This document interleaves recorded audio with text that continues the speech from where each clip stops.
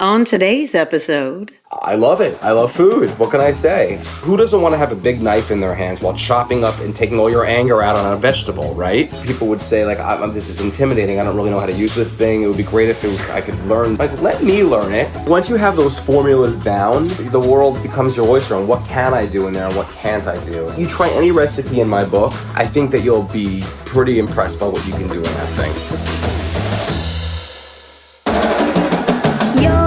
Delicious. Skinny. Hungry. Cake. Fat. Scale. Nutrition. Fitness. Strength. Longevity. Calories. Body image. Craving. Lose weight. What does it all mean? Hungry. Adjective. Having a strong craving or desire. Stunt girl. Noun. One who takes calculated risks to yield extraordinary or magical outcomes. You're listening to the Hungry Stunt Girl podcast. Here's your host, Heidi Germain Schnappoff. Hello, and welcome to the Hungry Stunt Girl podcast. I am Heidi Germain Schnappoff, professional stunt woman for film and television, and on today's show, I had the opportunity to chat with the Instant Pot guy, Jeffrey Eisner. And if you don't know who he is, you should Google him immediately. I first heard about Jeffrey while I was listening to my friend's podcast, the hashtag I Love My Wife podcast with Ann Steele and Kelly Carpenter. And I immediately fell in love with his chutzpah, for lack of a better term. I've been cooking so much from home, and I was interested to hear about the Instant Pot and what the big deal was with it. And I honestly was wondering if I was going to blow up my kitchen with it, so I kind of kept that one on the back burner. But let me tell you, I went to his YouTube channel. It's called Pressure Luck, like pressure cooker, and the word luck, like press your luck. And I watched about 100 videos and became obsessed immediately with learning everything about this thing. And he puts all these recipes up there, and he comes up with them all. And he actually wrote a cookbook, the step-by-step Instant Pot cookbook, and I bought the cookbook. And holy crap, it's amazing. And I can't wait to start cooking on it. I actually haven't even unboxed it yet because I've been that busy. But I want to know if you have used the Instant Pot. I want to hear from you, and I want you to tell me what the first thing I should make in it is. I have a couple of ideas, but I'm not even going to go there. I just want to see what you guys think I should make. And if you've made something in it, tell me what you've made, or just tell me what your favorite thing is in it. Or I'm just curious to see if people have used it for desserts and dinners and whatever. I want to hear about it. I want to hear what you guys do. I want to hear what you think I should do, and I will definitely make a video and tag you guys in it if you give me a good idea. All right, I'll stop talking about the Instant Pot, and I'm going to let him talk about the Instant Pot. So I really hope you enjoy this interview that I have with Jeffrey Eisner. And then after the interview, email me and tell me what I should make. Enjoy. Hungry. Stunt girl. Today's guest is a dude who loves to cook. As a young boy on Long Island, he loved making stuffed cabbage with his grandmother and would find himself mesmerized walking down the aisles of the grocery store. That love followed him into adulthood and drove him to share his passion with the world, and in 2017, he decided to unlock the mystery and intimidation of using the Instant Pot pressure cooker and start a YouTube channel called Pressure Luck. In his previous life, he was an award-winning branded content video producer for nearly 10 years, but never felt fulfilled in that career. As his YouTube fandom and Pressure Luck quickly began to take off, he decided to leave that world behind and fully focus on recipe creating, and is now an international YouTube Instant Pot sensation. He's been seen as a finalist on the Food Network's inaugural Ultimate Hanukkah Challenge, where Duff Goldman praised his creativity, as well as appeared numerous times on Good Morning America and Rachel Ray. He's even had a feature written on his famous all-in-one pot turkey stuffing and gravy in the New York Post. He recently wrote and released his very first cookbook, the Step-by-Step Instant Pot Cookbook, which was the first Instant Pot cookbook to have step-by-step photos for all 100 of his acclaimed recipes and over 750 photos. Within a few hours of pre-order, the book hit over 5 number 1 lists on Amazon and has become an international bestseller. Well, after watching nearly 100 of his videos, buying his book, and drooling over every single recipe, I'm all but ready to introduce to you the Instant Pot Master himself, Mr. Jeffrey Eisner. Well, thank you for that. Oh my goodness, of course. I'm so excited to have you here. I think I'm going to just jump right in and start asking you questions. Yeah, of course. Sure. Can you tell me about just where you grew up and leading up to your Instant Pot celebrity status? Well, I was born very far away from New York City in this long, far away place called Long Island. And, I'm a Jewish boy from there, and I'm proud of where I grew up. It was when you're younger, you always complain about like, oh, this sucks. I'm never going to come back here, when I'm grown up. But in hindsight, when you look back on things, it wasn't such a bad place to grow up at all. And I still enjoy going out there and seeing my family and stuff. Where on Long Island? Are you pretty far out there? Or? I'm like it was like mid North Shore, like the Dix Hills, Comac area. And where I grew up, it was pretty like Jewish, Italian, Irish, like mix there. I think it's become a lot more diverse in that time. But back then it was most dominantly that.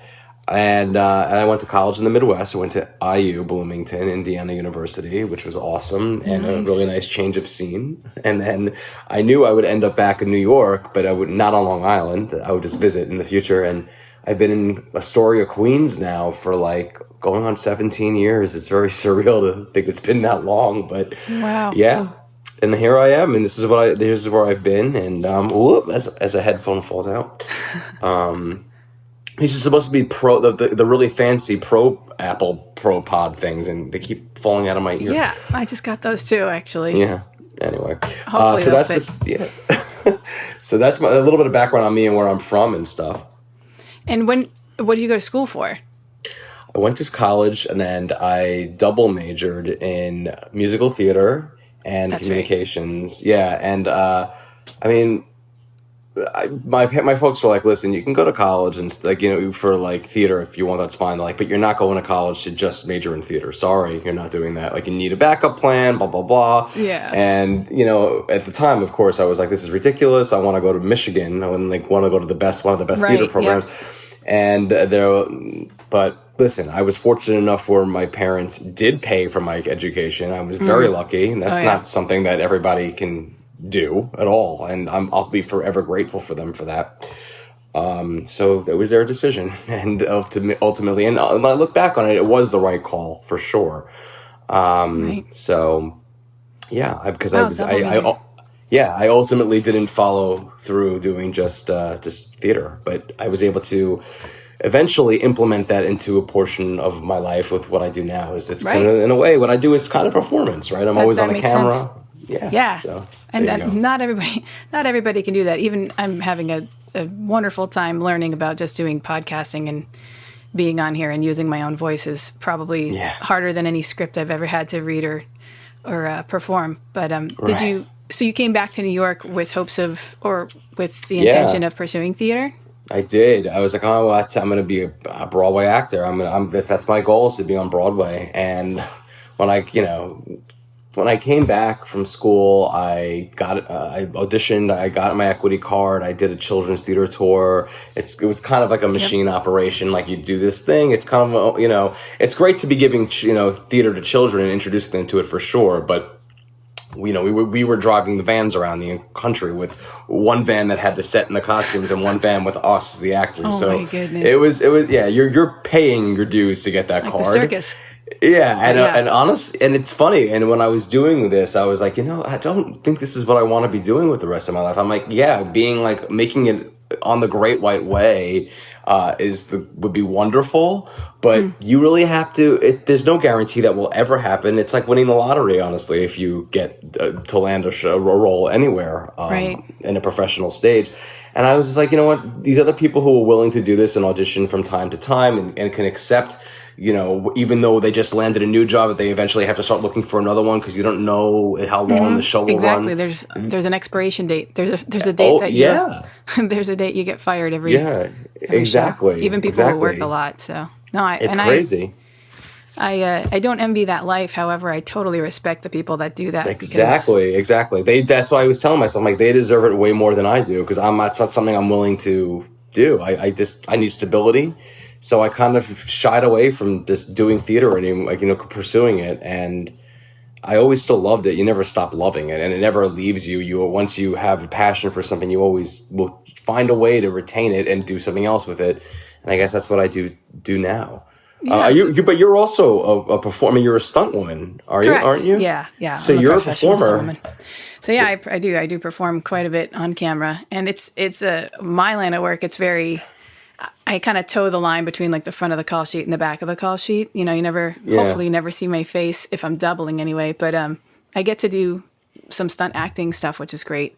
You get killed usually. That's usually the job for a stunt woman that's not doubling. You're probably going to get killed at some point. Have you ever almost actually gotten killed on set? I've had some major injuries for sure. Yeah, so I've been there, but I love performing as well, and I went to school for theater, and I still have an affinity for it, and I go to Broadway shows as much as possible. But yeah, that's not the life for me either. I'm definitely happy with where I went. But so were you in the midst of auditioning or working toward the acting thing, and then just decided to do a video on a pressure cooker? Like, how did that work? I mean, there was definitely a lot of time that elapsed between that. Like when I stopped, when this tour ended, this children's theater tour ended, I started bartending, and from there that's how I made, like, my ends meet. And the plan was to go to auditions, but I didn't go to like a single audition. I think I did. I went to one. I was like an equity call for Wicked, which at the time was like only a year old. Okay. And it's way older now. But like, I went in the room and it was like dancing. And when the dance, I'm like, I'm a terrible dancer. I'm like, that's it. I'm like, listen, if I'm going to be on a stage, I'm not going to be one of those like triple threat performers. I'm going to be like, a guy who could carry a tune and can act and perform. Don't ask me to like, do pot of berets and shenanigans. Right. I can't do it. Especially on a rake stage, like Wicked. Right, exactly. So I've been on that stage. My friend was in, and I got to stand on the stage, and I was like, how do you people stand up here every night? It's so tilted. Right? It's crazy. I have a couple friends in it, and one friend that's in and out, and I have a friend that just got in as Glinda understudy, and I've been on that stage a few times, and it is intimidating. Nuts, right? It's like, how do you do twirls and stuff? Anyway. And then they have all these things in this stage, like these tracks and things, like how do your heels not like lock into that? The wings are actually smaller than you'd think for all that's going on there. Yeah. So crazy. Anyway, I could talk about I could talk about a theater tangent forever. But anyway, that was the one like thing I auditioned for, and I'm like, and that was the turning point for me. So I was like, listen, you're bartending. You were supposed to be doing this because you were doing it to make ends meet to when you're auditioning, but you're not doing that. So this is not your plan now. And from there, I basically went into the entertainment industry, and I became the assistant to an actor for a couple of years, and it was really an interesting thing because I never thought that was something I would ever do. It was for Mary Louise Parker, and she's she's a dear friend of mine, and I got to it was interesting for 2 years to have to do something I never thought I'd ever do, and I picked up skills I never learned, thought I had in me, I should say. And next thing I knew, I was literally just a jack of all trades. And as much as I enjoyed doing it, and as much as the experience taught me, it just, again, it was like a quest for me. Like I wasn't really fulfilled doing just that with my life. I kind of, it was a good go to see if that's really what I wanted to do, but it wasn't. What I did learn from that was a great deal, is that I learned that I like to help people, and I like to be there to be there for people and make sure they feel like they can feel comfortable having me in a way by their side, if that makes any sense. So from there, I was the next 10 years, I went into the PR industry. My other major in college. All right. And there's the communications. There you go. And then nice. I started as an assistant, because that's what I was with Mary Louise, and they would and they thought it was cool that I was, worked for a celebrity. So they were like, oh yeah, you could be an executive assistant here. I'm like, okay, cool. I'm right on top of that, Rose. I felt like Christina Applegate in Don't Tell Mom the Babysitter's Dead. Oh, yes. Which I love. I would ask if you did stunt work on that, but you probably were definitely not at the time. You were Not too at the young. time. And then from there I worked the ranks up. I became a video producer. I ended up running their video offering, but I didn't enjoy it. It was just doing branded content, like, piecemeal social media videos for brands, and everything was literally like this, like an overthought production. It just wasn't what I wanted to be doing. And I was like, whoa, Jeffrey, you got to move on to something that you actually enjoy. So what can you do? What do you love to do? And what can you pick up from the things you've learned? So I love to cook. It's one of the things that gives me the most therapy. I love to just, at the end of the day, if things are just like, driving me nuts, I'll either go to the gym and then I'll start to cook something. I totally relate. Yeah, right. To me, it's therapeutic. Who doesn't want to have a big knife in their hands while chopping up and taking all your anger out on a vegetable, right? I don't know. So it was a great way for me to escape. And I said to myself, so what can I do? How can I make this happen? I'm not a professional cook. But I'm a guy who always enjoyed to make flavors happen. And did you do it with your, growing up at all? My grandma Lil was my influence. She cooked a lot. My mom does some cooking, not a whole lot of it. My dad doesn't even know what the word means. And so Grandma Lil, yeah, it's really my Grandma Lil who inspired me to do it. She would make her stuffed cabbage, make Spanish omelets. She would make like the Jewish style food, like a nice booby should. And she's not with us anymore. Yeah, she passed us 3 months shy of her 100th about 8 years ago now. Oh my It's crazy. goodness. Yeah, she had a good run. She had a Good very genes. good, especially for a woman who never ate healthily in her life ever. So it's like you question life and what it's, you know what I mean? It's like you have these people who are the healthiest people who are going on a run, and you find out that they died of a heart attack, and yet here's my grandmother who's eating butter and this and that. Plump as a strawberry on the vine, and there she gets 100 years old. Anyway. Yeah. So, I learned that from her, and from there I said, well, what can you do? Then, the Instant Pot came out, and I always have to have the latest and greatest gadgets, especially if it's a cooking thing. So I found out about it, and at the time it was gaining a lot of momentum. It was becoming popular, but the thing I kept seeing about it in the reviews and stuff, as strongly as it was reviewed, that people would say, like, this is intimidating. I don't really know how to use this thing. It would be great if I could learn. The manual is confusing. Like, let me learn it. And let me take my video production skills that I've learned here and put my performance elements to task, and my love and joy of wanting to be there by the side of people, all three careers, marry them together and see what I can do. And listen, if nothing comes of it, whatever, who cares, right? Like, no skin off my back.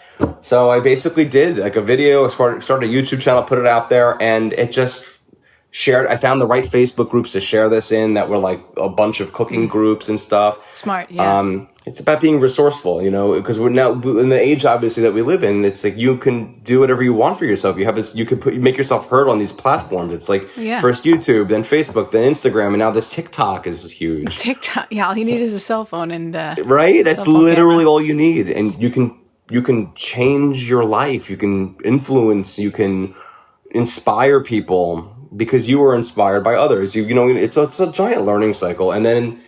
Literally, the next thing I knew, I was no longer in the job that I didn't want to be in. I was able to do this full time, and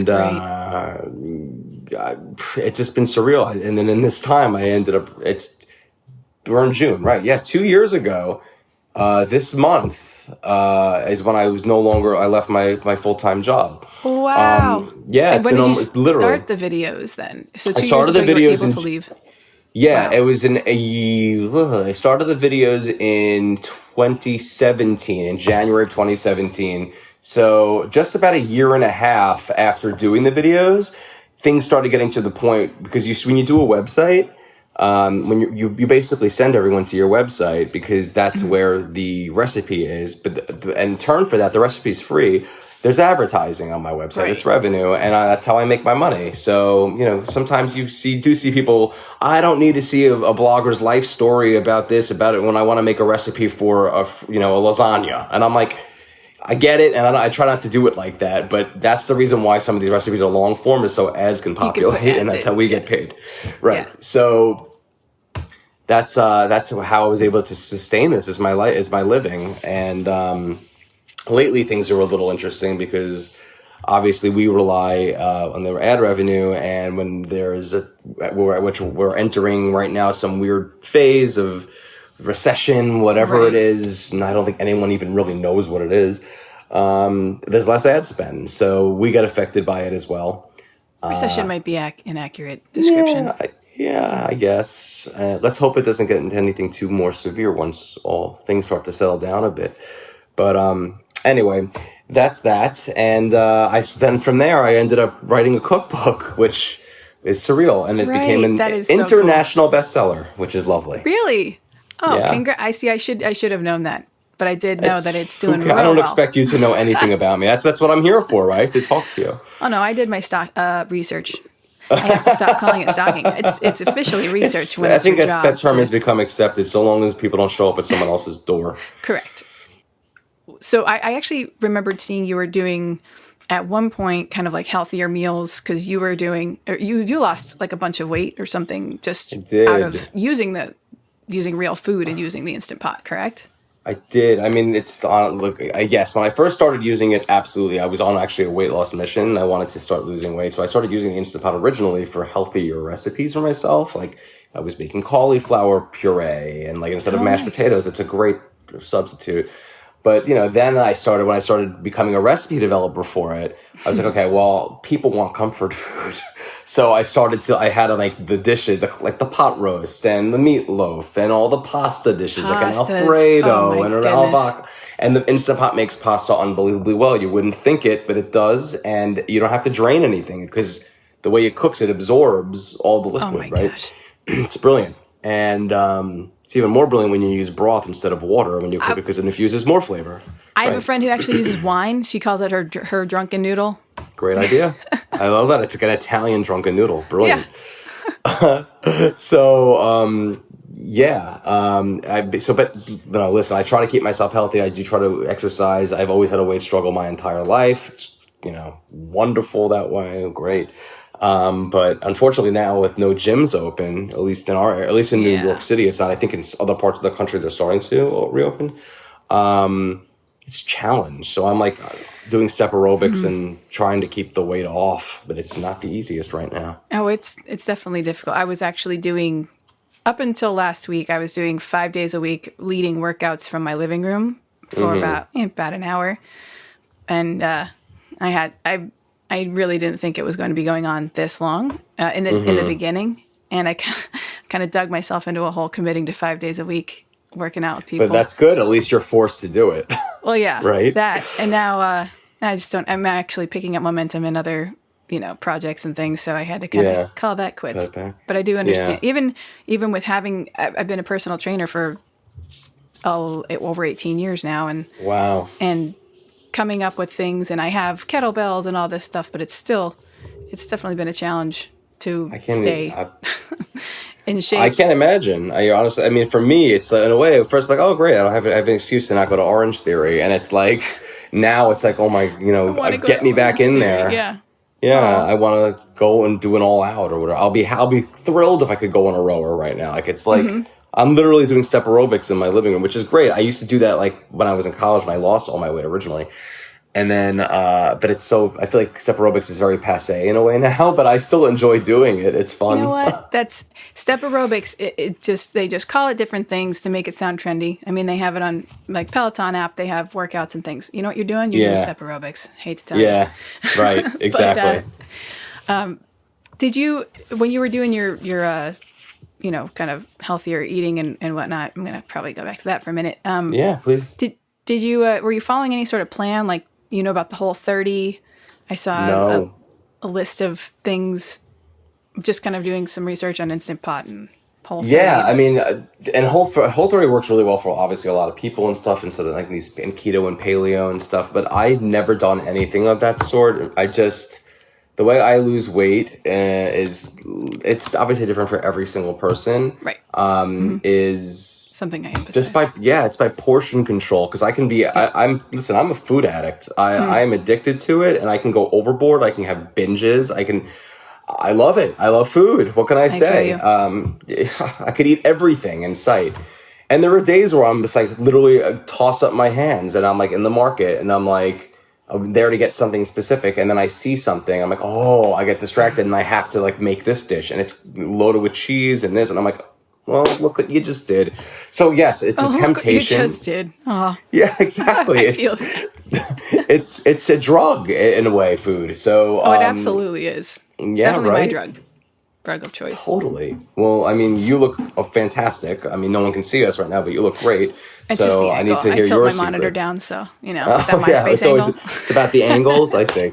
So anyway, it's about portion control. It's about, for me, I try to drink really nothing but water or seltzer. I know that even diet sodas will get you, and it's not.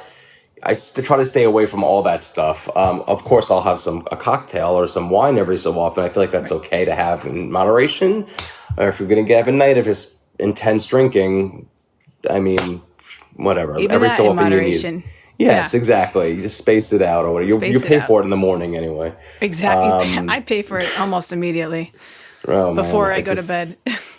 It's rough. Like the wine, I love wine, but it can get me. Like I can get up. It gives me a headache more than anything else. But I'm not a heavy drinker as it is, so it's like not that huge of a deal for me. But again, to me, it's about. You have to be motivated to do it. You have to, I think like fitness is important to continue to lose weight. A lot of people say you don't have to exercise at all. It's all about what you eat, and I do agree that could probably work for some, but it doesn't work for my body. Probably about 85% food. Yeah. If I were to generalize, but food's definitely, or exercise is definitely important. That's I think so too. How you crave food in general, how your metabolism kind of dictates what you're hungry for. Exactly. So if you're working out, you're probably going to want something different than if you were kind of laying around or watching movies. It's 100% right, but that's pretty much it. I just try to tell myself that when I'm trying to lose weight, I try not to eat past 8 p.m. or at least 4 hours before I go to sleep. And if I have to snack on something, I'll have, the sensible stuff, like some carrots, which some pirate's booty, a handful of that. So, love pirate booty. I love it too. I mean, it's better than eating potato chips or Doritos. Oh, absolutely. So it's right. So it's like, there's always, whenever you look at things, I always tell myself, like when I'm trying to slim, it's like, you can still eat that thing because is it as bad as eating French fries or you know what I mean, or better bad choices. Right, exactly. Better bad choices make more sense, but it's literally portion control for me and just not eating too late, and then I get myself in check and exercise. I have to exercise. I usually typically put in about 5 days a week and I go for about an hour each time. Oh, that's great. You look great too. I mean, you always see me from my chest up, so you don't see my love handles right now. So that's good. You could tell a lot by someone's face, Yeah, well, thank you. It's true. Hey, sorry to interrupt, but I can't let this whole interview go by without reminding you that you get 10% off of Pittston Ketchup if you go to their website, PittstonKetchup.com, and use the code HungryStuntGirl at checkout. I love this stuff more than I could possibly say, and I wouldn't steer you wrong when it comes to flavor and simple, good ingredients. Again, that's Pittston Ketchup, PITTSTON, KETCHUP, the way you spell ketchup.com, and discount code at checkout is HungryStuntGirl. Okay, back to the show. Do you actually cook?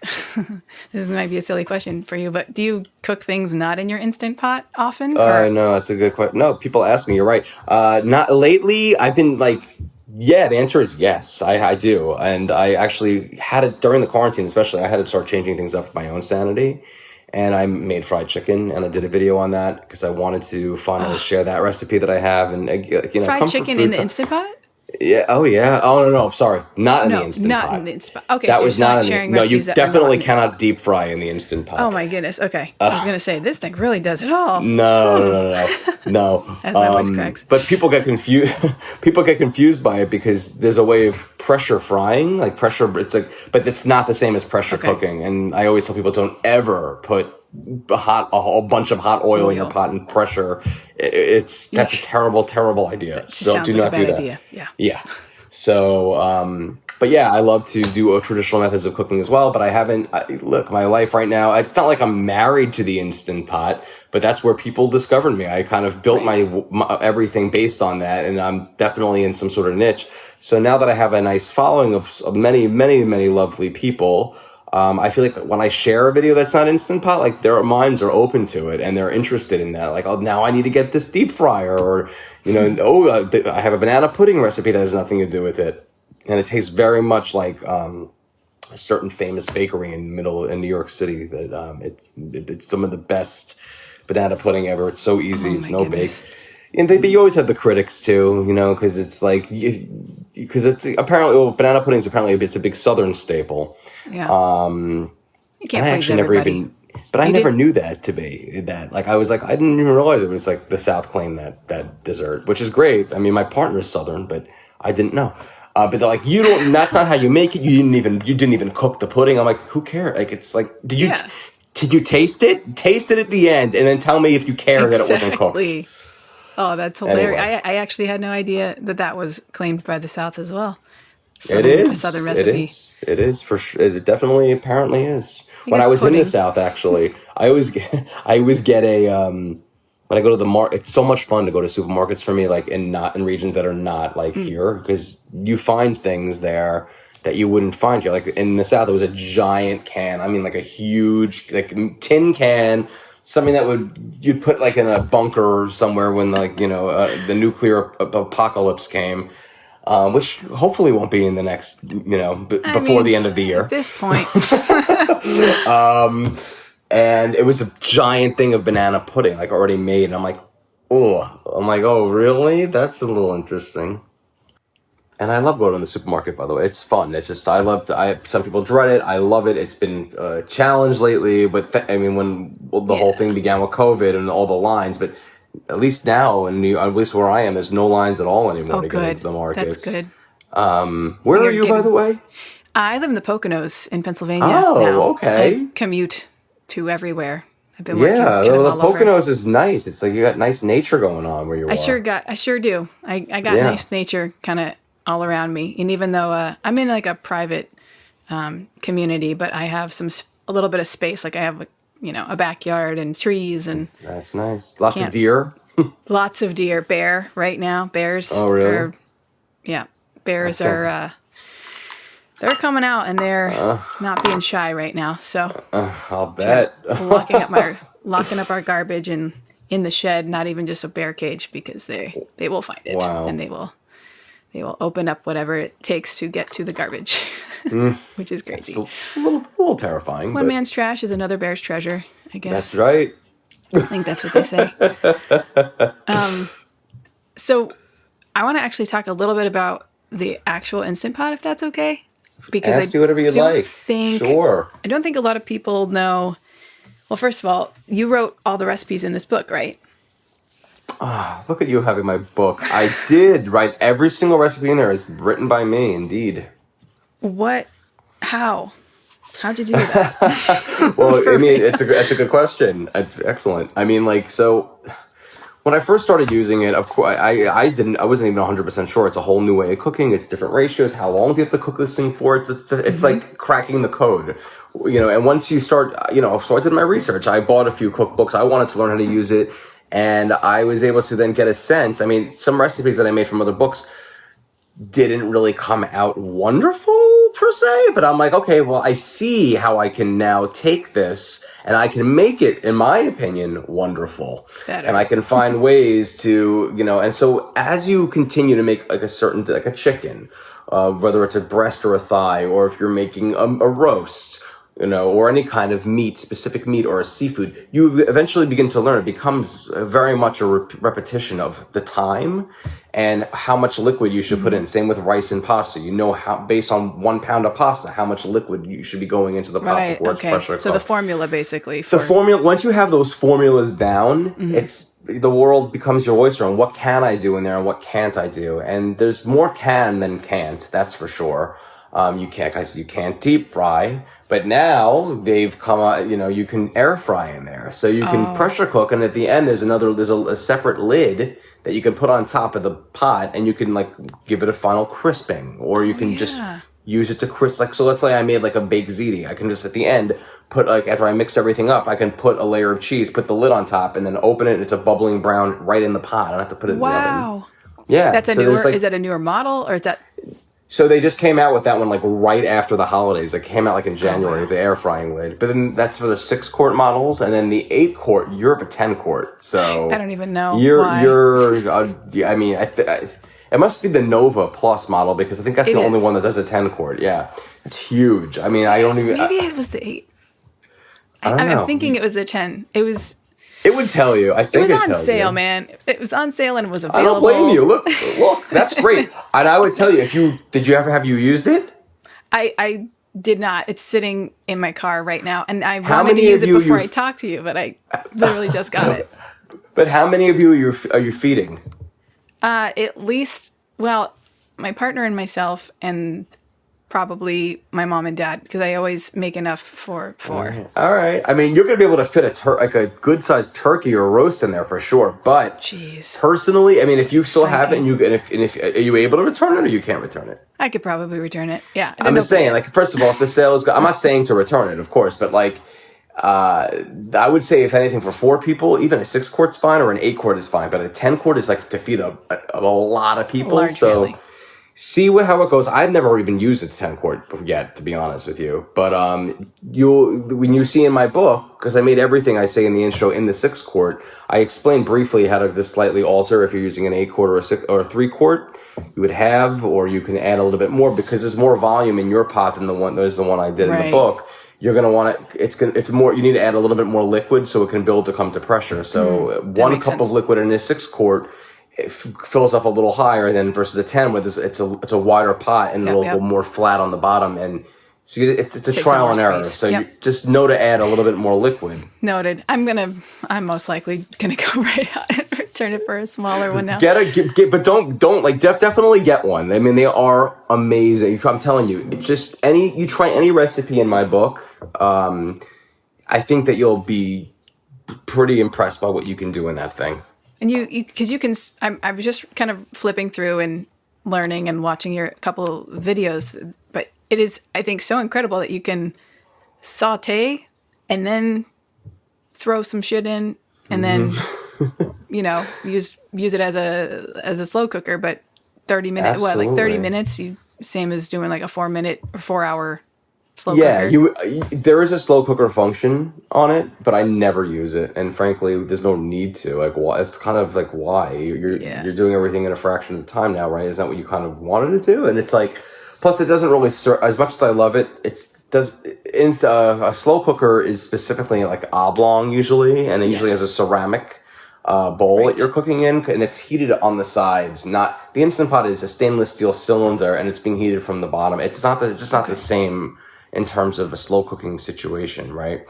But sauteing in the same pot, which you can't do in many slow cookers, and not having to transfer anything over, is brilliant beyond words, especially since the saute step it builds up so much of the foundation for the flavor of the dish. Like, if you have a little bit of butter or ghee, if you want to be healthier, I'm a ghee girl. I've recently become addicted to it, and it's a wonderful. I mean, it's butter. It's just there's no milk solids in it. Mm-hmm. Just made some curry last night. It's delicious. So good, isn't it?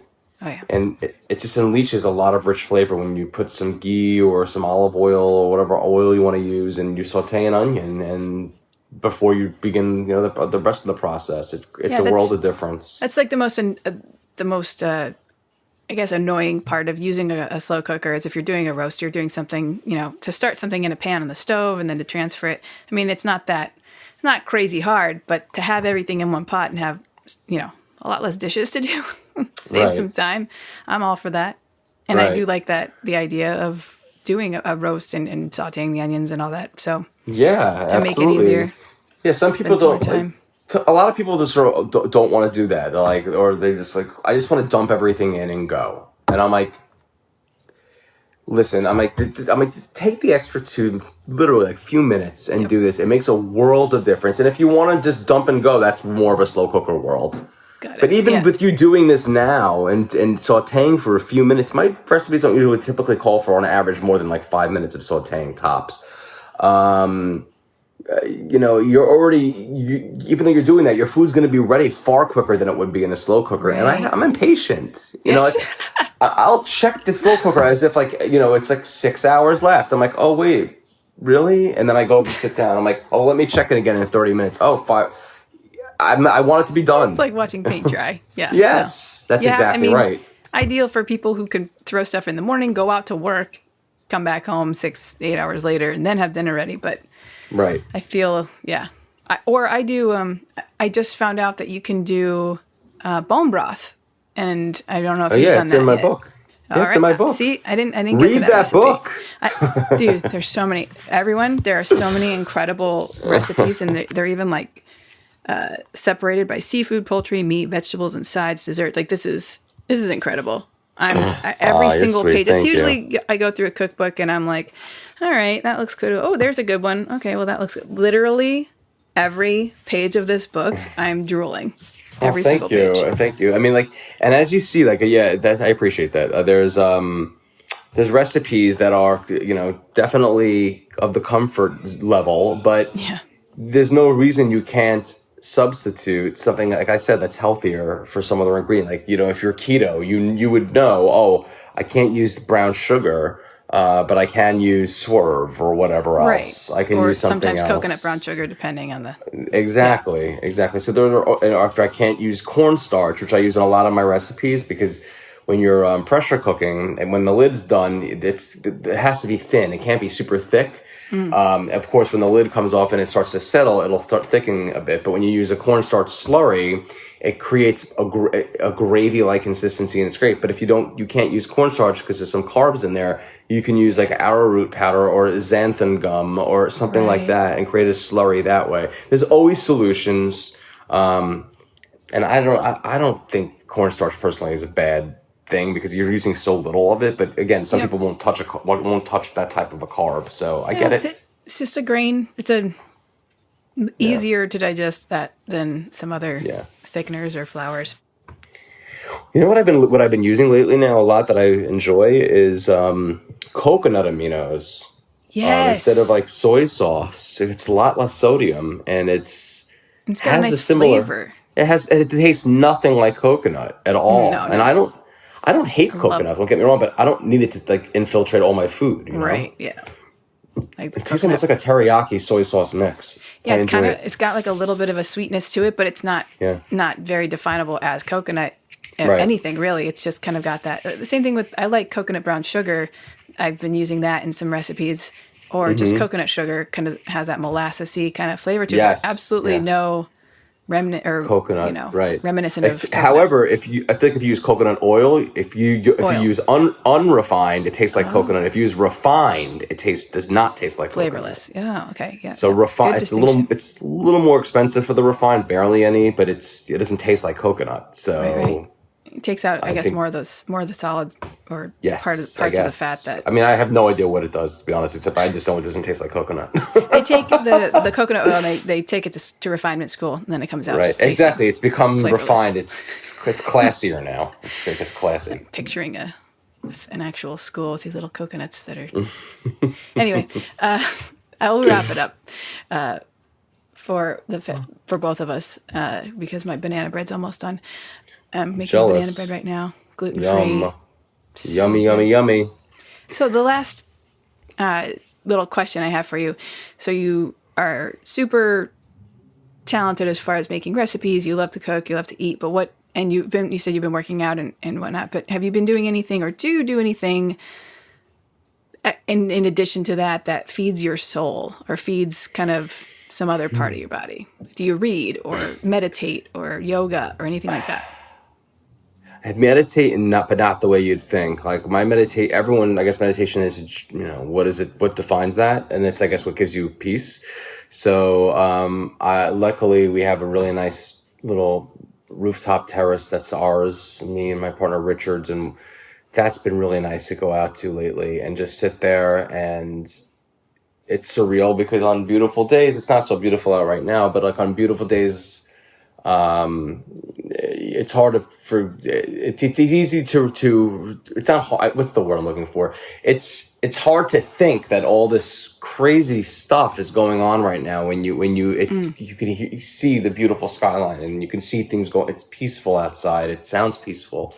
Yeah. So lately my thing is to sit on the terrace, to just take everything in, to tell myself today there's nothing you can do personally except be yourself, to change the situation of what's happening with the disease. I mean, all you can do is stay home and follow the guidelines, that these things are out of your, because I like to try to be able to fix everything. You can't fix everything. It's just the only way we can do it is if we do it together type of a situation, which thankfully it's true for everything right now. Yeah. It seems that right now things are going, at least in terms of the COVID situation, they're good. And let's hope that in a couple of weeks things don't spike up again due to recent activity. But I guess we'll find out. And I just like to. Another way I really like to honestly just unwind is I like to, of course, music. That's such an obvious answer. I don't even have to say that. Music, right. I mean, music is everything. And sometimes I forget myself, music. It's so important. Yeah. It's so important. And it's a great time to learn new music, to hear things you haven't really listened to, just put on a playlist, like let Spotify or the Pandora just take you on a journey. That's one of the best things you can do. Yeah, Spotify's been kind of right on recently. My new Discover Weekly is pretty rad. I'm digging it. Yeah, it's great. It's a good one. And I love to just, what I love? I'm a huge traveler. I love to travel. And of course, I mean, I'm not doing a whole lot of that right now, but I, thankfully there's YouTube, and I'll jump on and I'll like look at cities, and I'll watch some person hosting their own channel, and I'll watch them take me on a tour through the city on some of the best things to eat through it. And that's exciting because makes me feel like I'm taking a little trip. Aw, have you been to like Japan, or have you been overseas? Well, me and Richard are turning 40 next year, and that was the trip, was to spend about a month in Asia all over it. And listen, it's still possible that can happen, but I'll tell you, when I go there, I really want to enjoy it. I don't want to have to wear a mask the entire time. So I feel like once there's a vaccine and things are a little bit more calm on that front, that's probably when because it's not going to be a cheap trip. No. That's when I'll spend the money and do it. But it's totally worth it. We are definitely going to go. Don't get me wrong. It's just a matter of when. Yeah. Well, Jeffrey, thank you. I'm so. Well, wait. I want to know what you do. What do you do to meditate? What do I do to meditate? Or keep yourself. Like, what's one thing that you do to to just like disconnect from everything right now? I would say that I go outside and either just sit and revel in the wonderful things life has given me, and just think about what I'm grateful for. That tends to get my head back on straight. And but being outside and I love to travel. I hadn't traveled outside the United States until I was on Blind Spot, actually, and they took me. Wow. My first trip out of the country was to South Africa, so that was how kind awesome. of a crazy first trip. South Africa. I've been to South Africa, Mexico, Iceland, and Japan because of Blind Spot, basically. Wow. So yeah, it's been pretty crazy. How awesome! Yeah. You didn't have to pay for any of it. No, in fact, I got paid. I got paid That's to go to even Japan better. for a month. It was crazy. Oh, awesome. Well, I really appreciate this, Heidi, and thank you for having me on your show. And where can people find you? They can find me on just Google pressure luck, like pressure cooking, and then luck.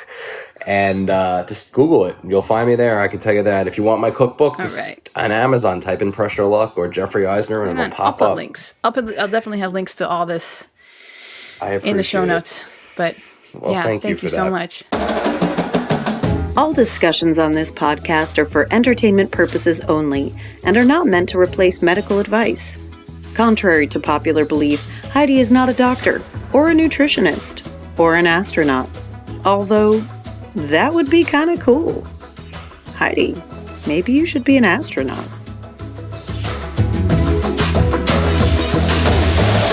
Hey, thank you so much for listening, and if you could do me one super huge favor and click that subscribe button as well as clicking that 5-star rating, I would be so grateful to you. Support comes from sharing this podcast and ratings from people like you and helps keep this podcast afloat. So thanks again, and remember, stay hungry.